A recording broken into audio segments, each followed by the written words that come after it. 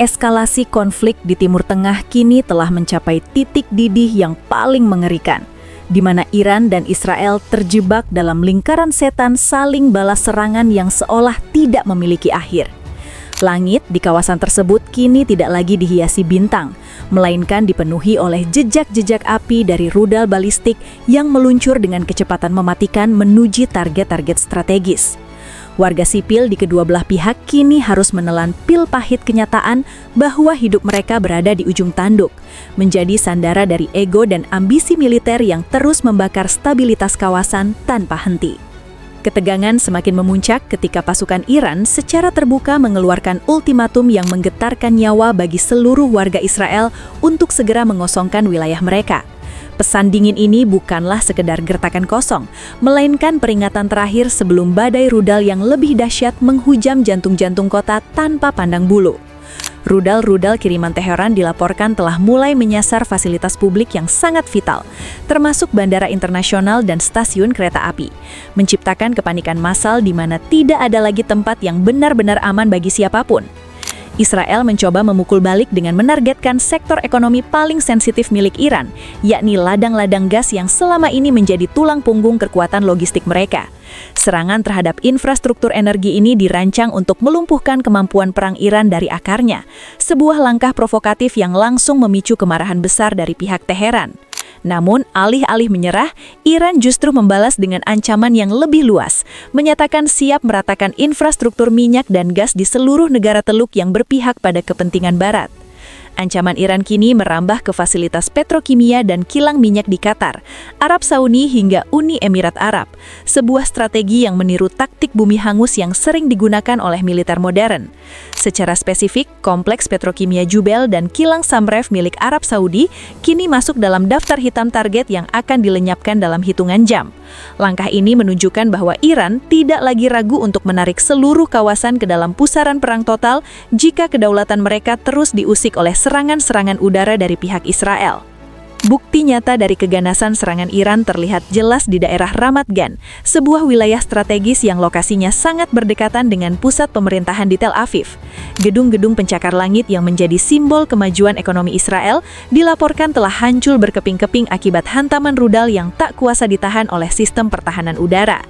Pemandangan puing-puing bangunan yang berserakan menjadi saksi bisu betapa rapuhnya keamanan yang selama ini dibanggakan saat teknologi rudal lawan terbukti mampu menembus lapisan perlindungan yang paling canggih sekalipun.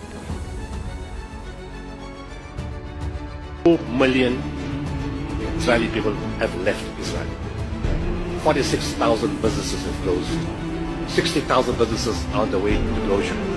Mental illness is an epidemic inside Israel. There's fiction and chaos everywhere. Reservists don't want to take part in the fighting again.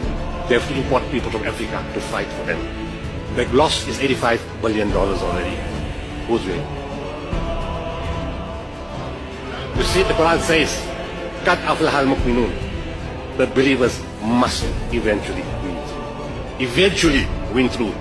The promise of Allah is always true. Injustice is always destroyed. Oppression is always destroyed.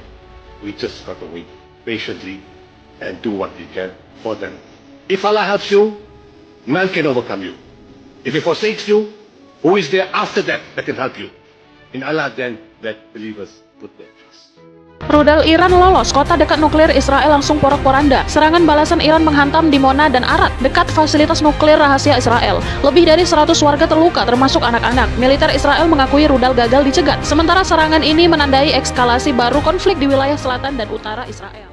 Iran mengumumkan pada Jumat 20 Maret mereka meluncurkan gelombang ke-68 rudal dan drone yang menargetkan situs-situs Amerika Serikat dan Israel.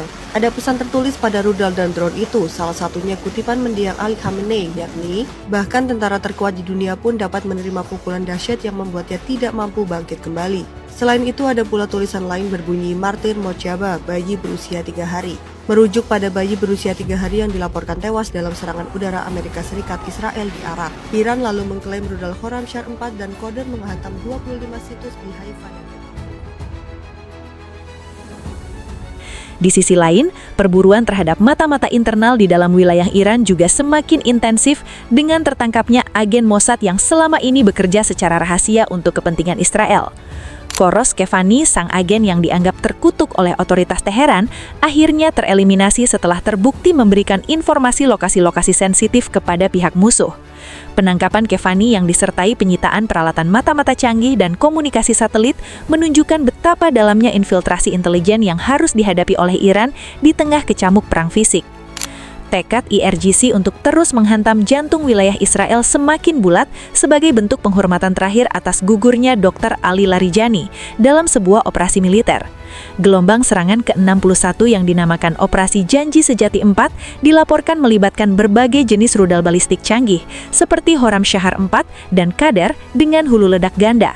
Serangan kilat ini dirancang khusus untuk menembus sistem pertahanan musuh tanpa hambatan, membuktikan bahwa kuantitas dan kualitas serangan Iran telah mencapai level yang sangat mengkhawatirkan bagi stabilitas regional.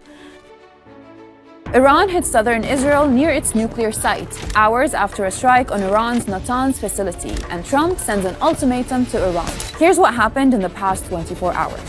מנסים לפגוע בנו, אבל אנחנו זוכרים דבר אחד, אנחנו במלחמה, זו מלחמה שאנחנו חייבים להמשיך, לכתוש.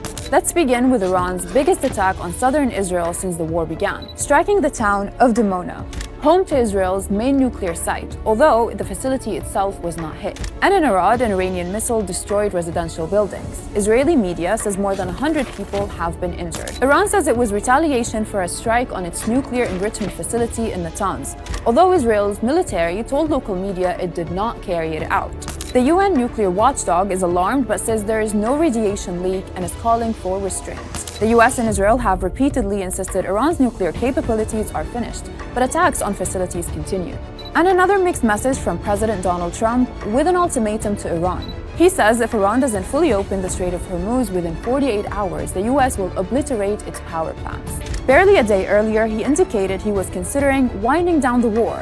Now, he's threatening a major attack on civilian infrastructure, a likely war crime under international law. Iran says it will not hesitate to respond with similar attacks in the region. In the Gulf, Saudi Arabia has expelled the Iranian military attaché and embassy staff members. In southern Lebanon, waves of Israeli strikes have hit Tyr. The nationwide death toll has increased to 1,200. And as the devastation increases in the region, there's growing worldwide opposition to the war, with thousands protesting across Europe. And Latin American leaders warning it could easily spiral into a world war. Yo creo que si no queremos extender el conflicto del Medio Oriente a una catástrofe económica mundial, social mundial y a una guerra posible mundial, la humanidad tiene que exigir toda, con palabras y en las calles, un cese al fuego inmediato.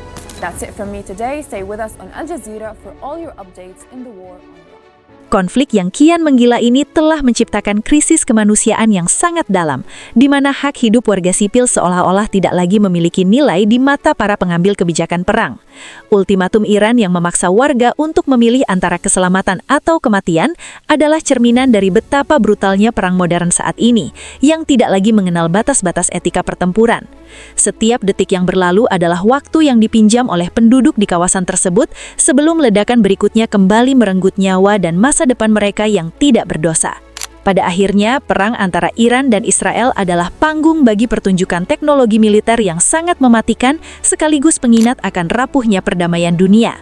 Eliminasi agen Mossad dan kematian Menteri Intelijen hanyalah puncak gunung es dari perseteruan panjang yang berakar pada ideologi dan perebutan pengaruh di tanah yang suci namun penuh darah.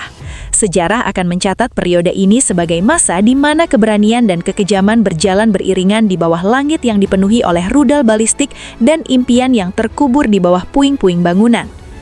Terima kasih sudah menonton. Jangan lupa like, komen, dan subscribe agar channel ini terus berkembang dan terus menghadirkan informasi terbaru seputar geopolitik setiap harinya.